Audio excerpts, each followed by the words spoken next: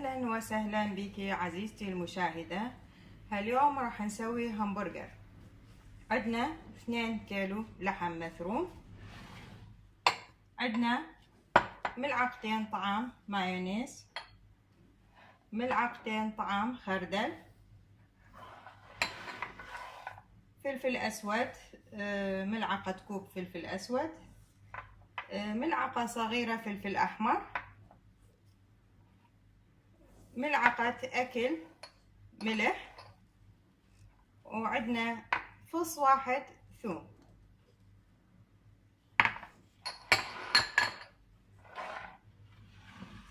راح نخلط المواد.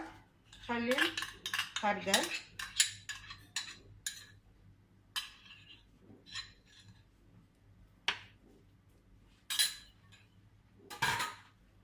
المايونيز.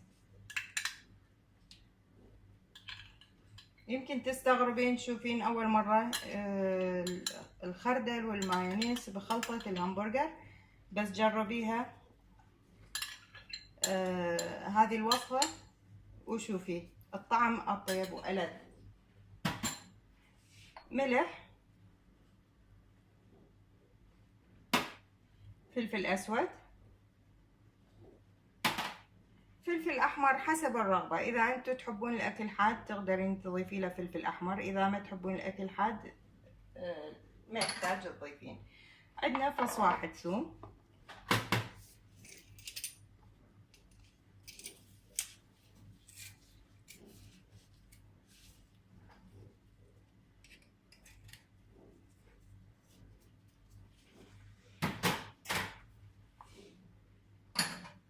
ونخلط المواد كلها مع بعض.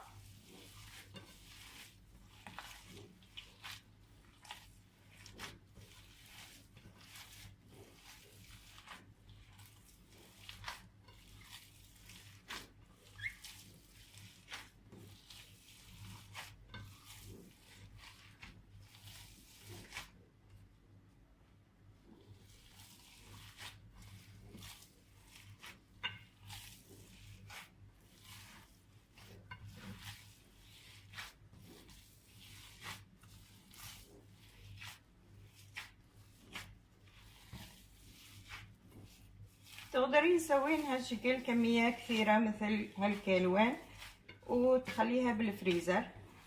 وقت الحاجة تطلعيها من الفريزر قبل نص ساعة، تتركيها برا حتى تذوب شوية وبعدين تقليها أو تشويها.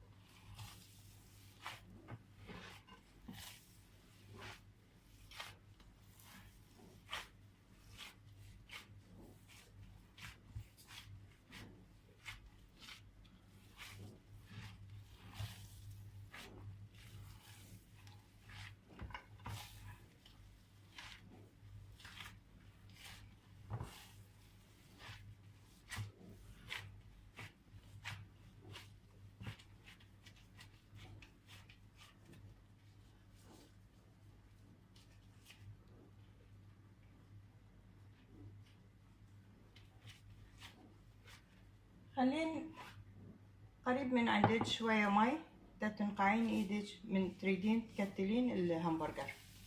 تاخذين اول شي تسويها على شكل كرة، حجم كرة التنس او اصغر.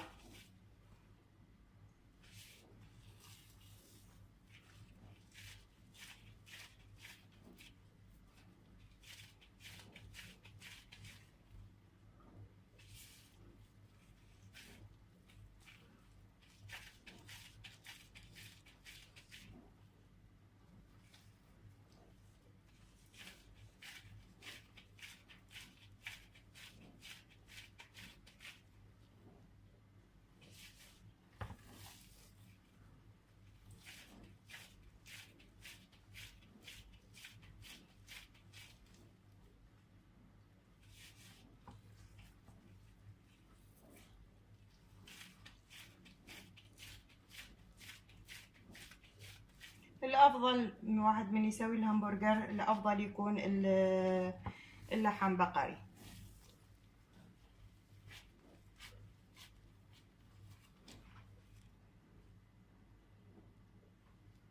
والان عزيزتي المشاهدة مثل ما تلاحظين سويناها كل اللحم على شكل كرات.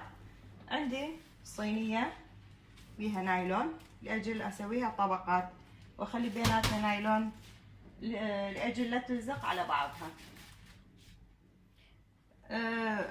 عندي هذا النوع المكنة هو خاص بالهمبرجر، أكبس به الهمبرجر. وإذا ما عندك مكنة تقدرين أن تكوريها بإيدك وترتبيها.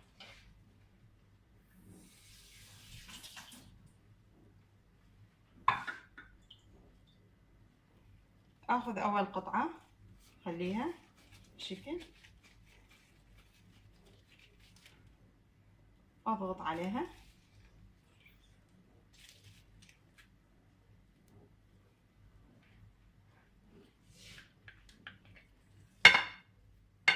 هكذا صار عندي قطعة همبرجر، واستمر بالعملية الى ان تنتهي كل الكرات.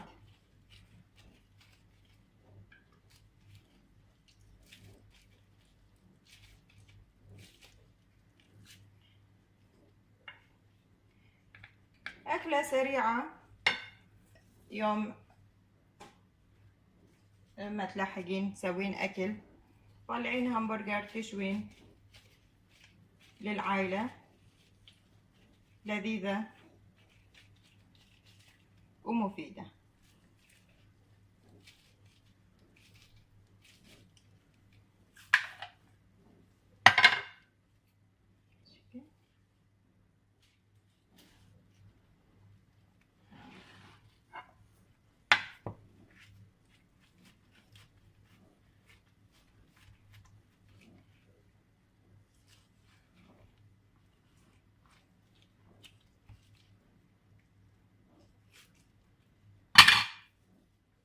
شكل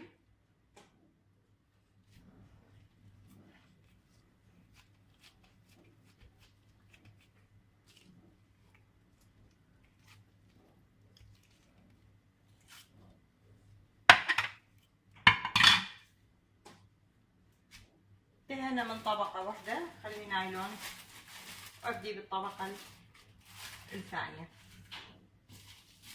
عندي نايلون نظيف جاهز جهزته لأجل الهمبرجر.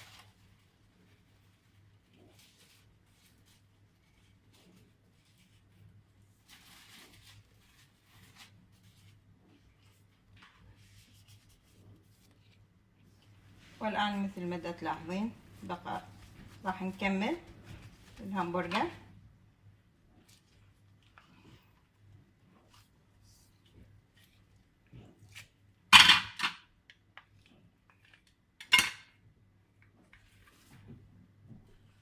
طبقة نايلون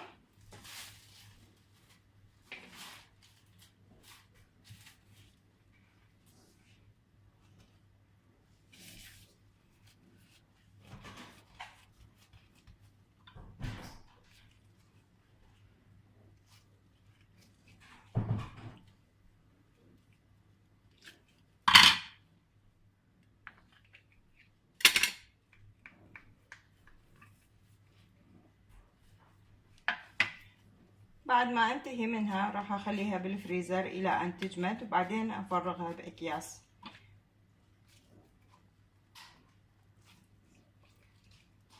استعملها وقت الحاجة.